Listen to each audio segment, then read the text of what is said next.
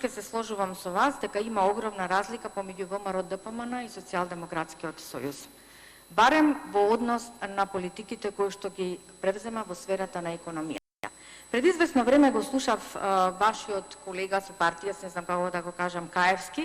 Знаете како кажа дека во идните генерации на премиерот ќе се сеќаваат како на Тито. Така кажа.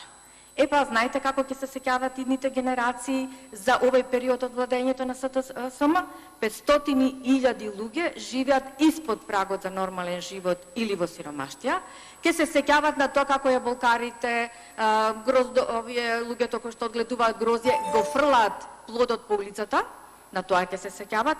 Ќе се сеќаваат, значи, на образованието кој што направивте катаклизма во истото. За пензионерите ќе се сеќаваат преку цунами, значи цунами направивте. За демократијата, знаете преку кој што ќе се сеќаваат? Преку деспотство.